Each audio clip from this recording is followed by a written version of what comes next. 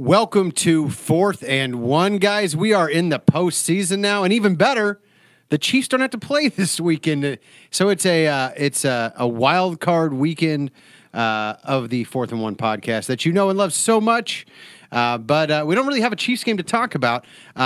We do, however, Nick, I want to give you an award for best singing voice on the podcast. I know that you deleted your singing last week, but it was angelic, and I just want you to know that I appreciated it, and I wish that people could see it. And I say all that because we're going to start off by talking about. Did you know the Chiefs passed out some awards this week? Yes, I am aware of that. I do not know this singing thing you're referring to, unless you go to the karaoke bar that I used to frequent and sing songs there. Was it the Red Balloon? No, it's not. It's a place in the Northland that I will never tell you about because then you will go there. I feel like Therese and I are going to have to go to every bar in the Northland until... Therese knows where it's at. Oh, well, then I'll just call Therese. But I do believe there has been a couple stabbings there. So yeah, there's about to be another. I have laid low from that place for a little bit. Right. Well, Since I saw it on the news, I was like, I have to find a new karaoke place. That's why I did not say the name. Oh, okay. Okay, there you go. Well, hey, on that cheery note, let's talk a little bit about the Chiefs here. And obviously, to the shock Did of... they get any karaoke awards? I don't know. Well, you know what? That's one thing we haven't seen from Patrick Mahomes. Can he sing? What we know he can do is win the team MVP, which I think that should be a prerequisite for winning the NFL MVP, right? But were you surprised that he was the Derek Thomas MVP award winner? Yes, because I really thought your boy was going to get it for, Dustin Colquitt? Yeah. For his record-setting inside the 20s? Yeah, I really thought this was Colquitt's year, man. I mean, they had that. The Chiefs created that hashtag, MV Colquitt. Yeah, they have they're very anti-special teams over there at One Arrowhead. No, they're not. No, we love everybody over there at One Arrowhead Drive. Ever since the 95 playoff game. Speaking of... Actually, no, that's an idea. I'll save for the future. We'll call that a teaser right now. All right, well, there you go. I'm trying to track him down right now in a good way to hear how things are going for him. Well, he never played in the NFL after that fateful January 1996 day. Can you blame him? Would you want to either? Well, I mean, look, there are worse players who've been recycled through this league than this guy's missed 50 kicks, but this is going to be his year. Well, I mean, look, they let lots of guys stick around for longer than they should. Andrew Wiley is Mackley Hill. Did that one surprise you? Yeah, because normally they give that to a rookie, and they said it sounded like, yeah, we're giving it to a first-year player, and I was like, yeah, he was here last year, but okay. I mean, he didn't play a whole lot, no. His rookie season. But, if you're going to go with that logic, shouldn't Patrick Mahomes have got the Mackley Hill Award too? You can't give him everything, Todd, okay? Oh, Peter King did. I think Peter King gave him Offensive Player of the Year and NFL MVP. So I think Patrick Mahomes is also Executive of the Year, according to Peter King. So pretty much. No, Andrew Wiley. I mean, look, I kind of like the recognition. Who did you think was going to win the Mackley Hill Award? Traymon Smith as a return guy? Honestly, I thought it was going to be Derek Nottie.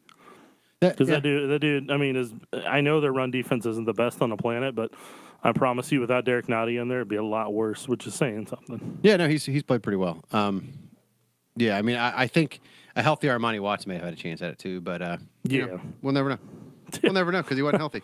Glass half empty with Todd. There you go. Speaking of other awards, 4 guys on the AP first team, right? Mahomes, Tyreek Hill, Travis Kelce, and Mitchell Schwartz. Were you surprised it wasn't Eric Fisher like it was in the Pro Bowl? No, I was not. Mitchell Schwartz is incredibly deserving. He's one of the best tackles in the league, regardless of left or right side. He could play left tackle and be a shutdown left tackle and make a lot more moolah if he did that. So, no, he deserved it, and I'm glad to see him get that recognition. Yeah, and then Chris Jones finally got a little recognition too. Second team all pro. But what really struck me was Mahomes got 45 of 50 first team all AP votes. Do you think that's a precursor for the MVP? I know there's been a lot of talk of, maybe Drew Brees getting it as a career achievement award, so to speak. But do you think that the AP vote portends good things for the MV Pat campaign? I am always a paranoid man because some life experiences have made me that way. So I always expect something bad to Like be being coming stabbed around. outside of karaoke bars? I was not. Oh, I'm sorry. I totally misunderstood that situation. So yeah. you were doing the stabbing. I did not do that. I was not involved in it. I was not. Oh, okay. I was not there. I saw it on the news, and I was like, I probably shouldn't go back there. I was very again. confused. Very Probably should not go back there again. Yeah. I'll figure somewhere else out. But to try to answer your question before we went down a very dark keep road. this train from going off the tracks, Nick. Yeah, no, I always expect something bad around the corner. So until I officially see the tweet or the press release that says Patrick Mahomes is unanimous MVP or Patrick Mahomes wins MVP, I'm always going to be paranoid. But that's pretty much how I live my life. Well, there you go. Vin Diesel lives at 1/4 mile at a time. I live at one paranoid thought at a time. All right. Well, good. This next question will be right up your alley. Yay! Speaking of cheery, exciting things, I don't know if you're aware, Chiefs have not won a home playoff game in Patrick Mahomes' lifetime.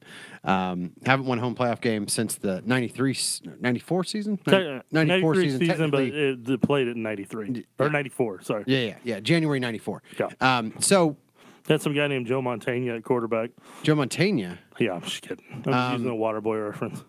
Wasn't he... I thought he was a famous actor.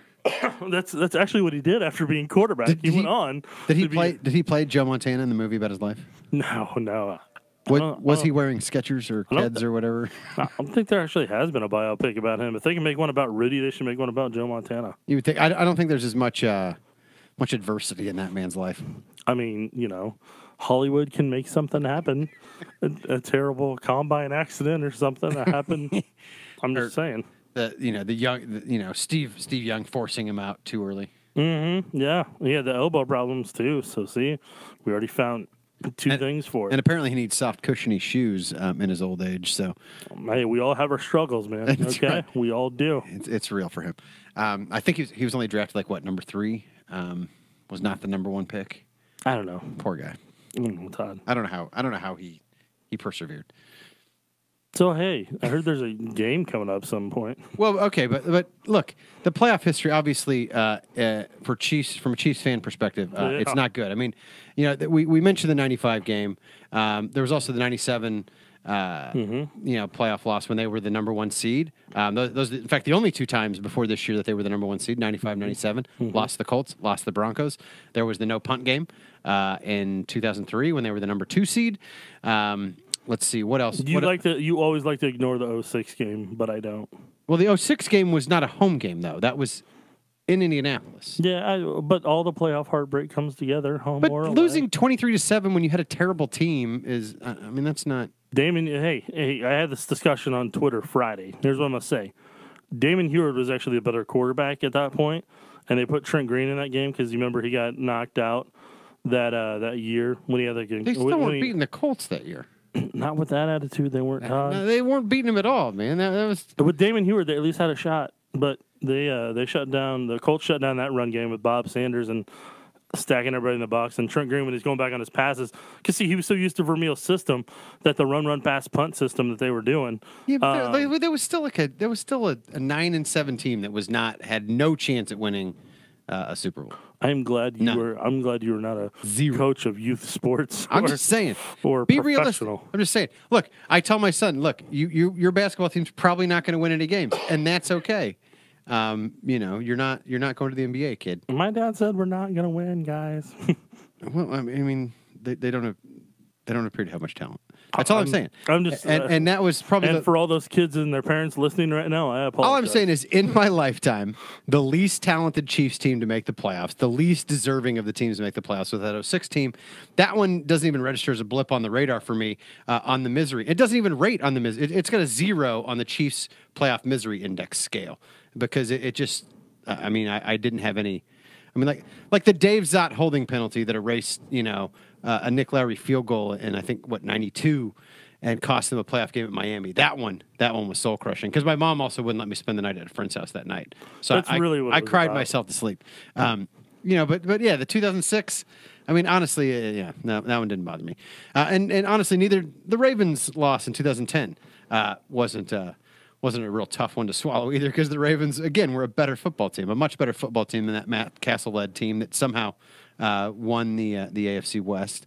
But look, the last 2 years, the Pittsburgh game when the defense didn't give up a touchdown and yet the Chiefs still found a way to lose when Eric Fisher got called for a phantom-ish holding penalty, or last year that one rates pretty high on the misery index for me.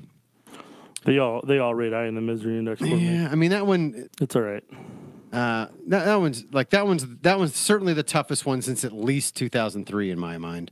But I mean, is it going to change, or are we destined to see more of this? I think personally the fan base has already braced themselves based on the downturn that had happened since they had to waive Kareem Hunt from the football team. I think people are just kind of expecting that and just waiting for that other shoe to drop. And I think everybody's hoping that it changes. I know I'm personally hoping that it changes, but I think overall people are going to be nervous until they see otherwise. Well, let's don't take it from me. Let's hear from the guy that many people, those who do think that that quarter-century home playoff victory drought is going to end. If it happens, it's going to be because of one Patrick Mahomes. Let's hear from Mahomes and Reed and what they think about the playoff past, the ghosts of playoffs past. I don't get caught up in all that bad luck. You create your own deal and you go play, and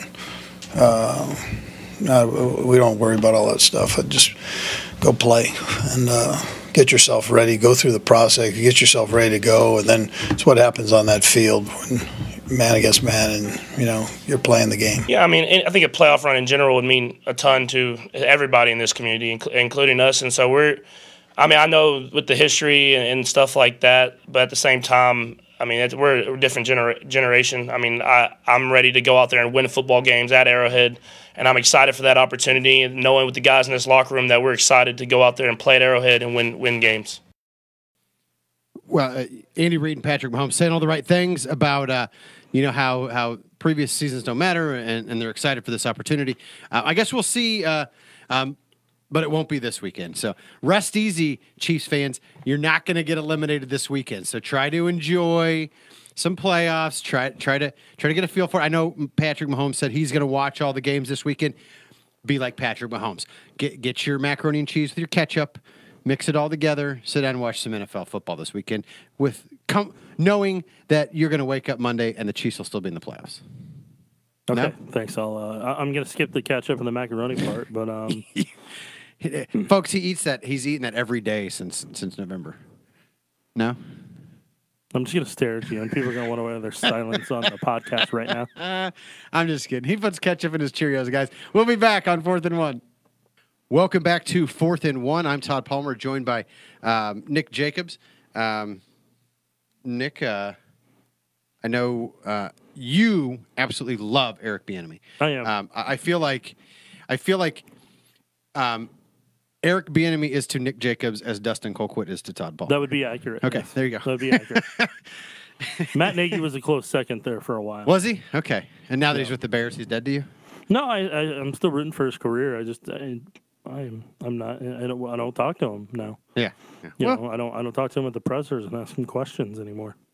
Well, there you go. He's in Chicago. So how worried are you? Because obviously, look, he's already interviewed with the Bucs, the Jets, the Dolphins. Bengals is expected to happen this weekend. Saturday, yeah. I got to feel like one of those four teams is probably going to pilfer one Eric Bieniemy from Andy Reid's staff. And I know that you've talked about how you were hoping he would kind of be the head coach in waiting here. Doesn't look like that's going to pan out, huh? Well, I mean, until I see a press release that he's been hired by somewhere else, I still have all the hope in the world, Todd. So you're not taking Wait a minute. from me. Isn't this the same guy who just not even 5 minutes ago was talking about how you have nothing but paranoid thoughts, but when it comes to Eric Bieniemy, you're holding out hope? Yes. Okay. One of the few times I'm going to be glass half full. You should have just appreciated and accepted it, but instead you wanted to ruin that. So well, I just par for the course. Yeah, right it was stunning for me. I mean, that is as my wife says, that's my middle name, Ruin. Nope. Yeah. Well, congrats on that. Yeah, thanks. Let me see your driver's license. It's probably pretty fun to see that whenever somebody pulls you over. What? Oh, yeah. It says Ruin on there. Yeah. Well. Yeah. I mean, if you knew what my legal first name was, you'd understand that's the least of my problems when I have those issues. All right. Moving on though. Eric Bieniemy. Yes. The thing about him, what I enjoyed about him, anytime that I chatted with him, doing interviews and everything is that he's a passionate guy. Yeah, he pushes, and it comes through. He pushes his team. It doesn't matter where you're at on the field during training camp or during OTAs. You hear him from anywhere on the field pushing his position group to be the very best, and he even did that with the offense this year as the coordinator and held them to a different accountability that they hadn't experienced before, which is a good thing. And this offense doesn't make as many mistakes as it had in past years because of that. With Bieniemy, you're going to get a guy who can lead a roster, be well respected by that roster, and also a guy that's going to hold everybody to the same accountability. He's not going to play favorites, but at the same time, he's an individual that he's going to push every player to be the very best that they can. He's going to he'll run some hard practices, but they will all be better in the long run for it. So, I mean, those are one of the many things I enjoyed. And then at practice, his trademark saying was him yelling the word finish over and over again for his running backs to run 30, 40, 50, 60 yards downfield in the end zone. And also that whenever they score a touchdown, he yells strike up the band. You know, those were his kind of trademarks, and he kind of helped make practice fun in some regards and always kept pushing the envelope. So that's one of the things I enjoyed about him. Team-wise, if I'm in his shoes, the biggest thing I'm looking at with Miami, I really don't like that job for him because I just think that organization's really unstable. And pieces are not in place to succeed there. And I think there's a massive rebuild that's going to happen there. I think there's going to be a lot of players that are going to have to cut to start that locker room over again. And somebody's getting Steve Wilkes there if it doesn't turn around quick. Unfortunately, that's part of the organization's problem. And then as well, the Bucs is another organization that just it's never been stable since Dungy was there. And I got to be honest, man. I part of me wonders how a guy like Eric Bieniemy and a player with the reputation of Jameis Winston would coexist. And it sure looks like Tampa is going to continue to hitch their wagon to Jameis Winston, which means if I'm Bieniemy, I think twice about that one too. Agreed. Yes, that is another organization I would pass on. Jets wise, Darnold is a good play action. I think that's the best situation of the teams that are out there. It's the best roster situation to where he could go in and win. The problem is you're going to have to figure out how to beat the Patriots if you want that division. Well, eventually Tom's got to retire at some point, right? Correct. But until he does, you have to figure out a way to do that, and whatever Belichick may end up doing. So, because, I mean, you're going to have to win some division titles there to keep longevity for yourself as a head coach. Then finally, the Bengals. You don't think Belichick will make a surprise move, go back to the Jets? No. Now, Bengals, that's honestly the best situation possible for him because the ownership gave Marvin Lewis 16 years without winning a playoff game. So he was the equivalent of Jeff Fisher, and he got that time there.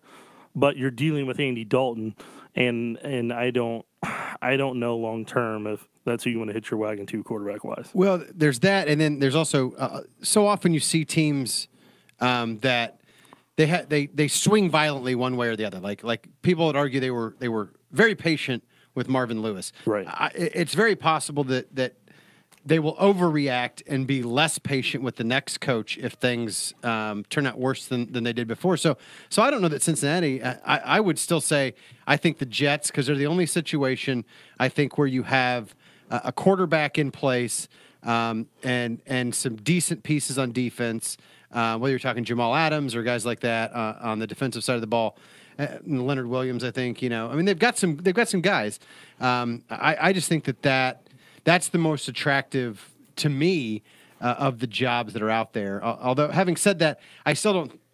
I think the jury's still out on how good of a quarterback Sam Darnold is going to be long term in the NFL. But I think he's going to be a guy you can win some football games with whoever lands there. And my problem with the Jets job is that the GM, from talking to people around the league, the GM doesn't always necessarily do the proper research on players that they're bringing in. So Bieniemy is going to have to overcome that if he goes there and deals with that. I think he'll have a good offense there. I think he'll have a great run game there, already built in for him, and a quarterback that run play action. But I think his coordinator hire is going to be big there for his longevity there. And I just don't feel. I feel the Bengals is the only stable situation outside of him staying in Kansas City and working with Pat Mahomes and Andy Reid to become an even better coach long term. Well, let's hear from Pat Mahomes and what he thinks about the kind of coach Eric Bieniemy will make one day, whether it's next year or down the road. I mean, he'd be an awesome head coach. I mean, he has that mindset, that work ethic, and that determination that you need to be a head coach in this league. And I know he's had the interest and stuff like that, but you'll know he'll still be 100% in on what we're doing here. And he'd be an amazing coach. And I'm excited that I still have him right now on this playoff run. All right, that's Patrick Mahomes talking about Eric Bieniemy, and we are happy to be joined now by Gary Lezak. Gary, Gary's a very busy man. He's got a lot going on. The weather forecast for a week from Saturday is what I'm really concerned with. You're just starting out negative, aren't you? Yeah. Huh? Well, you're like me. There's a storm system developing and fitting the LRC. My theory, there should be a storm right around that Saturday. We have 5 different computer models that we look at that are primary models, and 3 of them have a snowstorm Friday night and Saturday morning, ending Saturday afternoon. So the game's at 3:30, right? Mm-hmm. So hopefully we can get that snow out of here. I don't want a snow game, but there's a chance of a storm that day. That's all I'm going to say right now. I just don't want ice like that Steelers home playoff game. that one was a nightmare. I know. Well, I'll say this. There are 3 possible opponents for the Chiefs in that game. Yeah. The Colts, the Ravens, and the Chargers. If there is snow, I absolutely want the Chargers in town. Right. Because those pretty boys from Southern California don't want anything to do with our. Or a dome team, Indianapolis. Yeah, I don't know. That's a team that can run and play a little defense. I don't think Nick, we talked, we haven't really gotten into this yet, but the Ravens are the 4 seed. The Chargers play at the Ravens. The Colts play at the Texans. Obviously, we'll know based on what happens in the Colts-Texans game kind of who we're getting. If the Colts win, it's definitely the Colts. Right. As well as they're playing 9-1 in their last 10 games.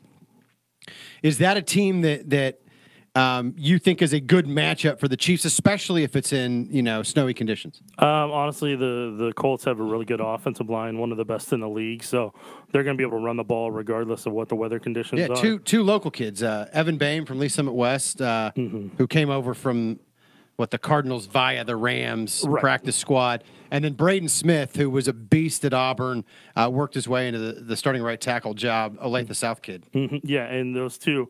And Evan was filling in for Ryan Kelly, the center from Alabama. So we'll see if he's able to potentially play this weekend, depending on what the injury report does. But the Colts, I think they'll be able to hang in it. I think they'll use a lot of play action pass with Luck. That's where his wheelhouse is. They use a little bit of shotgun to try to get the ball to Ebron and Ty Hill deep, but they wait to take those shots. So, and the Colts defense, it's a lot of no names and Leonard. And they're fast and they're all good role players. And watching them and watching that defense makes me continually question Bob Sutton more about they have less and they're still performing much better. It's like the exact opposite of the Chiefs. The Chiefs have the highest paid safety in the league, one of the highest paid rush outside linebackers in the league, and they're pretty awful. And then Indianapolis is a symbol of the cast of relative unknowns, and they're pretty good. Look, the Chiefs have already played the Ravens, beat them.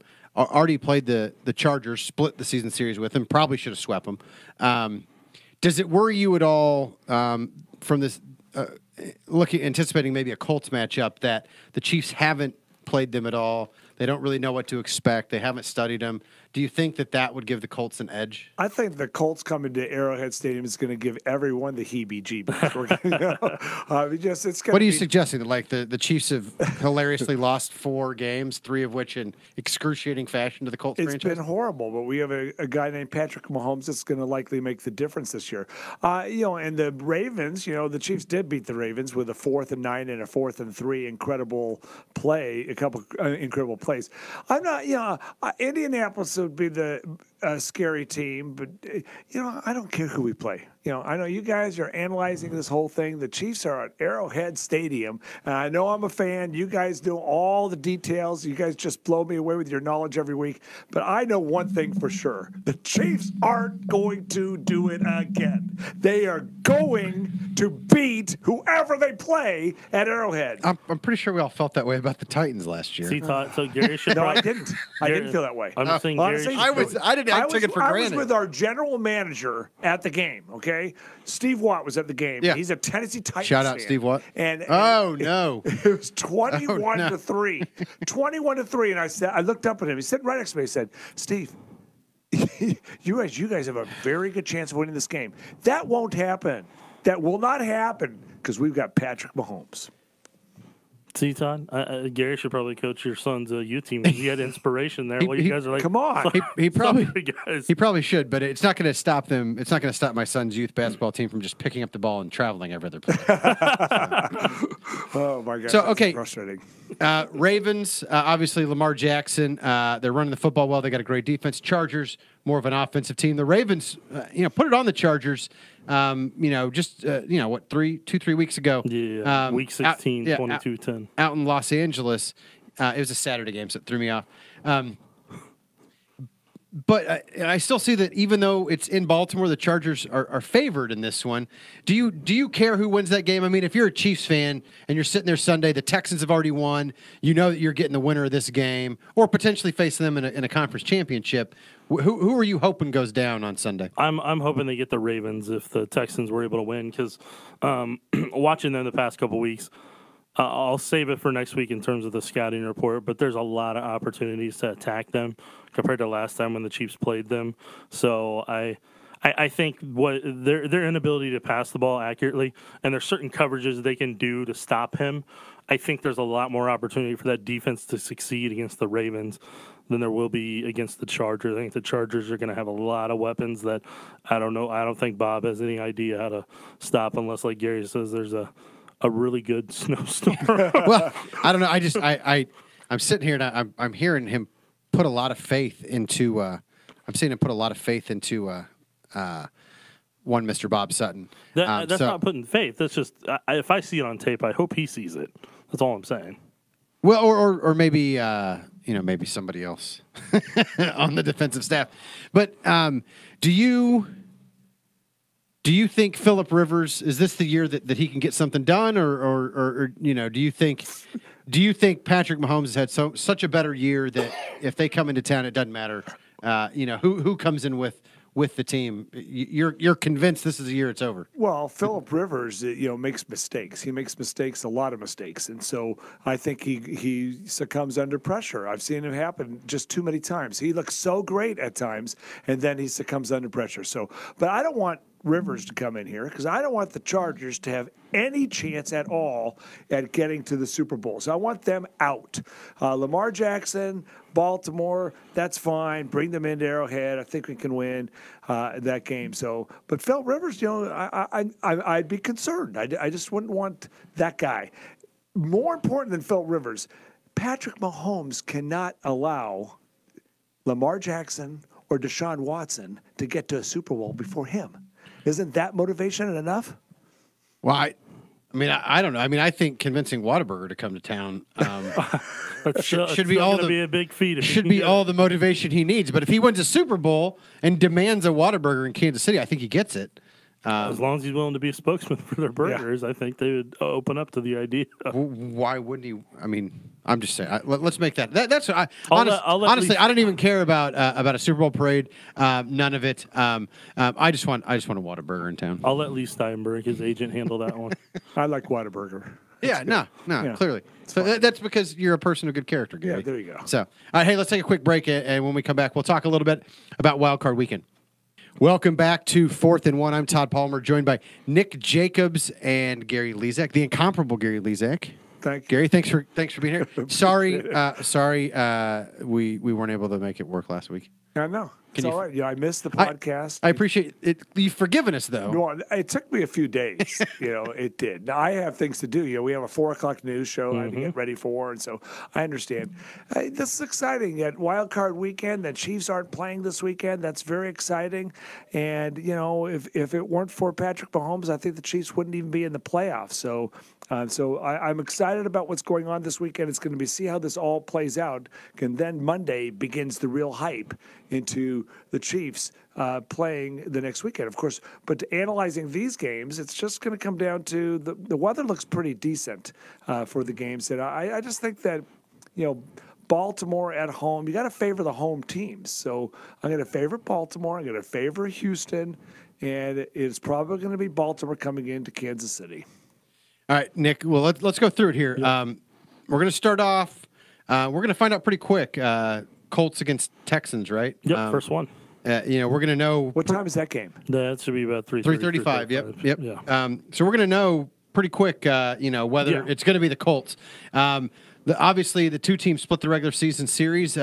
Really, the Texans' overtime win in Indianapolis back in late September, early October, kind of catapulted them into the playoffs in a lot of ways. I mean, that's the one game where they finally broke that 0-3 skid to start the season and got going. And then the Colts flexed their muscle and kind of got into the playoffs on the strength of a win at Houston, in December 24-21. Who's got the advantage here? I mean, they both won on each other's home field.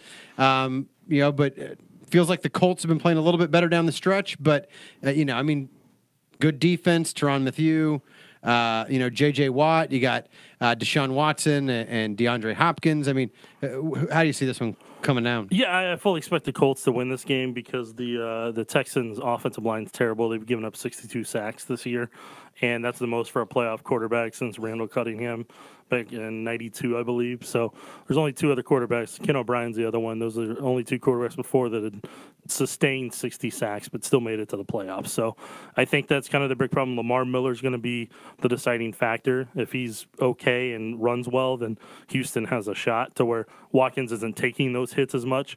But if the Colts force him to start passing, I don't see it working out well for Houston. So I'm expecting the Colts to win the game. And then we've got what do we got? Seahawks at Cowboys. Yeah. I feel like that's going to be a quick game. I feel like you're going to see a lot. Seattle's obviously number one rushing offense in the league. Ezekiel Elliott, one of the top backs in the league. I feel like that could be a low-scoring game, right? I don't know, because last time they played up in Seattle in week 2 or 3, it was 24-21, I think. So I believe that's low scoring by NFL standards. Seahawks, I believe, won that game. And I may be wrong the score, but I remember the Seahawks winning that one. But I'm expecting the Cowboys to end up winning that. Seattle plays differently on the road than they do at home, so I expect the Cowboys to come out. And didn't Seattle just struggle against Arizona at home the last game of the season? Yeah, they had to win on a field goal. There's something off. The Chiefs obviously let them do whatever they wanted to do on offense, but you got to favor Dallas in that game.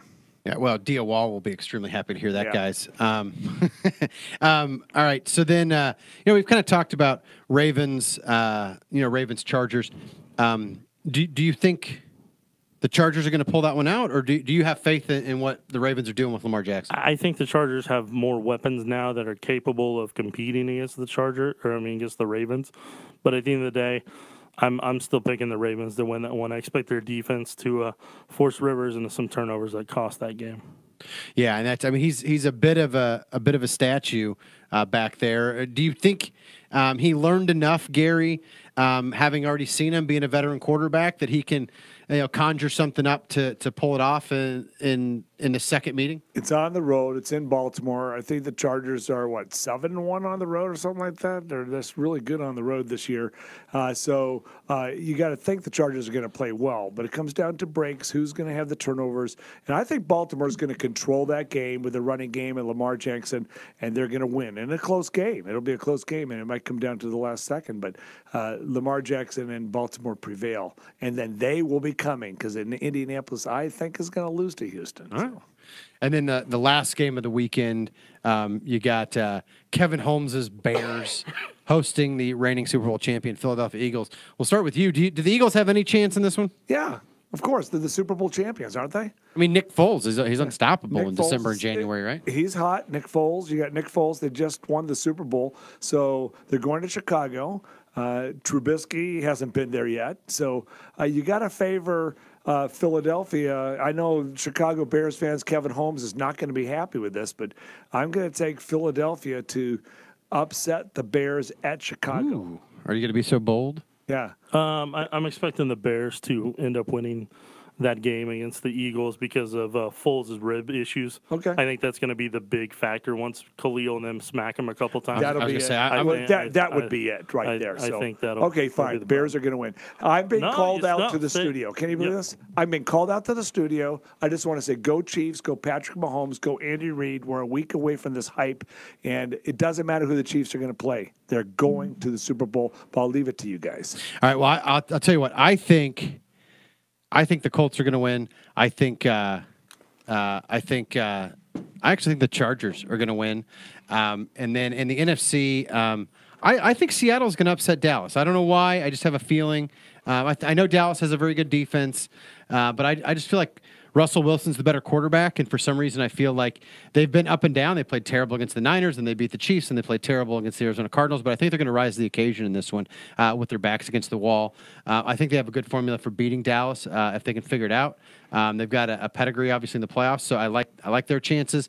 And then I'm going to take the Bears. I just think their defense is too good. I think Philadelphia is going to struggle, and so I think the Bears will be marching on. And that'll be a heck of a game if that happens. Bears against Rams rematch this time out in the Coliseum in Los Angeles. That'd be a heck of a divisional round game. But all right, let's hear. So Nick, I assume, are you going to be just hanging out, kind of watching those 4 games this weekend? I'll be working a great deal, but I will keep an eye out whenever I have free time.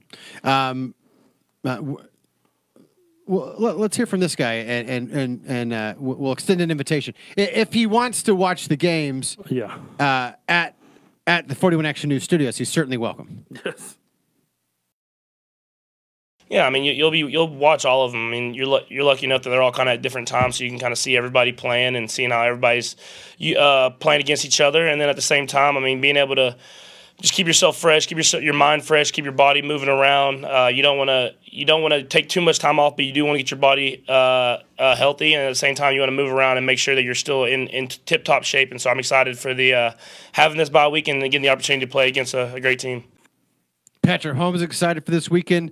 So should Chiefs fans, because it should be a stress-free playoff weekend. And by the time we get to Monday, we'll have a little bit more clarity on what the path forward for the Chiefs looks like. If they're going to have a shot, well, obviously they have a shot, but if they're actually going to make a run at the Super Bowl this year. And I got to say, I'm not trying to get too optimistic here, but since the Chiefs managed to get home field, I mean, I like their chances. I got this quiet confidence about no matter who comes to town. I feel like the Chiefs, look, they could get beat by anybody, but I feel like there's nobody that could come to Arrowhead that you think they don't have a chance. I'll take my chances with this team against anybody. I'd like to have a little bit better defense, but it is what it is. The die has been cast.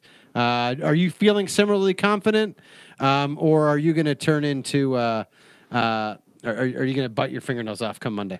I mean, it's their best opportunity. It's the best road for them to be able to get there, and it's the best way for them to assist the defense to be the best that it's capable of being. So this is the ideal scenario for them being able to play at home. We'll end up seeing what happens.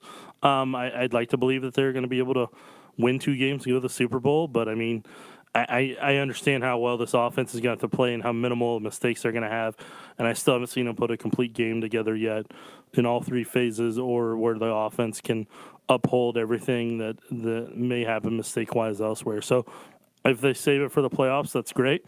I'm all for it. But as we mentioned in the A block, I'm always nervous of what's around the corner. Unless it comes to Eric Bieniemy. And Bieniemy's the one guy that I'm a big fan. All right. Well, that's it for 4th and 1. You heard it here. Nick Jacobs, big fan of Eric Bieniemy. Please don't go.